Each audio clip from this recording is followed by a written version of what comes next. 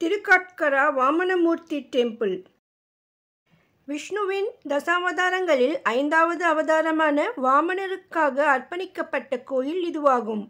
திருக்காட்கரா வாமனமூர்த்தி கோயில் இது கேரள மாநிலம் எர்ணாகுளம் மாவட்டத்தில் அங்கமாலி என்ற இடத்தில் திருக்காட்கரை என்ற ஊரில் அமைந்துள்ள ஒரு வைஷ்ணவ கோயிலாகும். இக்கோயில் முக்கிய ஸ்தலங்களான 108 திவ்ய தேசங்களில் 67வது திவ்ய தேசமாகும். 10 ஏக்கர் பரப்பளவில் இங்கு 2 கோயில்கள் உள்ளன. ஒன்று வாமனமூர்த்திக்கு அர்ப்பணிக்கப்பட்டாலும் 2வது கோயில் முக்கிய தெய்வம் சிவன் மகாபலிக்கும் இங்கு சிலை வைக்கப்பட்டுள்ளது. திருக்காட்கரை என்பது இவ்வூரின் பெயர். திரு கால் பிளஸ் கரை, அதாவது மகாபலி சக்கரவர்த்தியை பூமியில் அழுத்திய வாமனரின் பாதம் பட்ட இடம் இது. அவருடைய காலடி பட்ட இடம் ஆதலால் இதற்கு திருக்காட்கரை என்று பெயர் வந்தது. மூலவர் காட்கரையப்பன் நின்ற கோலத்தில் தென் திசையை நோக்கியவாறு இருக்கிறார். தாயார் பெருஞ்செல்வ நாயகி வாத்சல்யவல்லி. தீர்த்தம் கபில தீர்த்தம். விமானம் புஷ்கல விமானம். உற்சவர் காட்கரையப்பன்.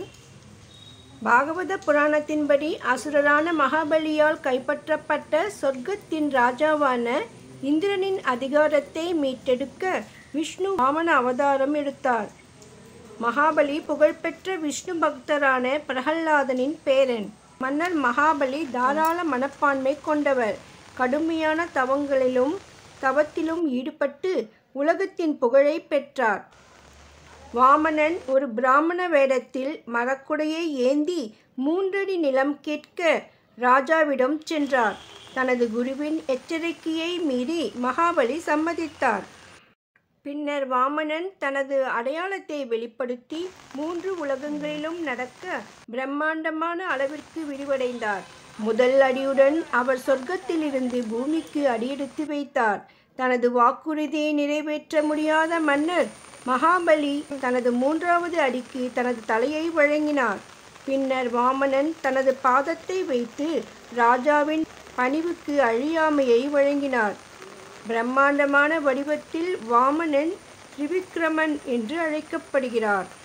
இவ்வாறு மகாபலி சக்கரவர்த்தி பாதாள உலகத்திற்கு அனுப்பப்பட்டதாக கூறப்படும் சரியான இடத்தில் இந்த கோயில் இருப்பதாக நம்பப்படுகிறது.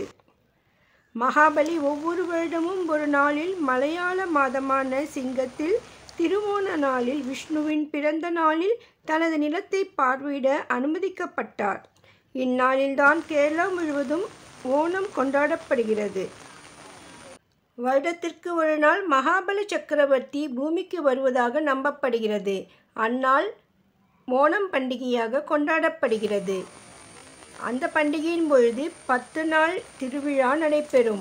அதில் சாத்து, பகல் பூரம் மற்றும் சீவேலி எனப்படும் ஊர்வலங்கள் மற்றும் கலாச்சார நிகழ்ச்சிகள் இங்கு நடைபெறும். குலசேகர பேரரசர் சேரமான் பெருமாள் வாமனமூர்த்தி கோயிலில் அனைத்து நிலப்பிரபு மன்னர்களின் வருடாந்திர கூட்டங்களை நடத்தி வந்ததாக கூறப்படுகிறது.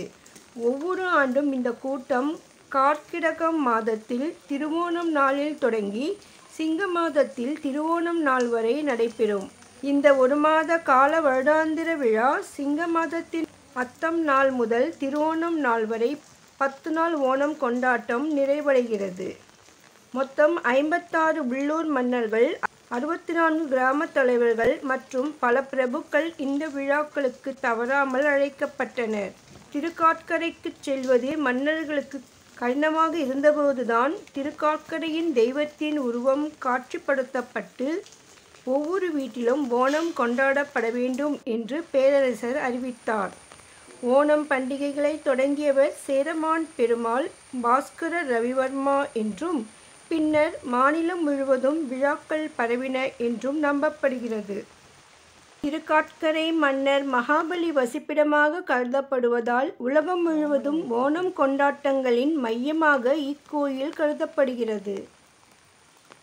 இக்கோயிலின் தொடர்புடைய மற்றொரு கதை என்னவென்றால், கபில மகரிஷி இந்த கோயிலுக்கு வருகை தந்து மகாபலியின் கதையை கேட்டவுடன் விஷ்ணுவிடம் தவம் செய்தார்.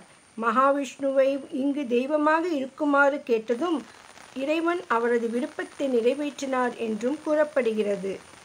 இக்கோயில் திருவிதாங்கூர் தேவஸ்தானம் வாரியத்தின் நிர்வாகத்தின் கீழ் உள்ளது. இங்குள்ள தீர்த்தம் கபில தீர்த்தம். நேந்திரப்பழம் இங்கு பிரபலமானது. மன்னர் நட்ட மரங்கள் பெரிதாக வளரத் தவறிய போது மன்னர் இறைவனுக்கு ஒரு தங்க வாழைப்பழத்தை காணிக்கையாக வழங்கினார். இதனால் இறைவன் மகிழ்ச்சி அடைந்து அந்த இடத்தில் ராஜாவிற்கு இது போன்ற பல வாழை மரங்களை வழங்கி ஆசிர்வதித்ததாக கூறப்படுகிறது. இங்குள்ள மூலவர் ஸ்ரீ திருக்காட்கரையப்பன் நின்ற கோலத்தில் சங்கு சக்கரம் மற்றும் பத்மஹஸ்தத்துடன் விஷ்ணுவின் வாமன அவதார வடிவில் தரிசனம் அளிக்கிறார். திருக்காட்கரையப்பன் கோயில் 13 மலைநாட்டு திவ்ய தேசங்களில் ஒன்றாகும். மூலவர் காட்கரையப்பன், உற்சவர் காட்கரையப்பன். தெற்கு நோக்கிய முகம். 108 திவ்ய தேசங்களில் 67வது திவ்ய தேசமாகும். இக்கோயில் கொச்சின் சர்வதேச விமான நிலையத்திலிருந்து சுமார் 22 கிலோமீட்டர் தொலைவிலும், எர்ணாகுளம் ரயில் நிலையத்திலிருந்து சுமார் 9 கிலோமீட்டர் தொலைவிலும் உள்ளது. இக்கோயில் காலை 4:30 இருந்து இரவு 11 மணி வரையிலும், மாலை 5 மணி முதல் இரவு 8 மணி வரை திறந்திருக்கும். நாமாவளி ஸ்ரீ செல்வநாயகி சமேத ஸ்ரீ காட்கரையப்பன் சுவாமினே நமஹா.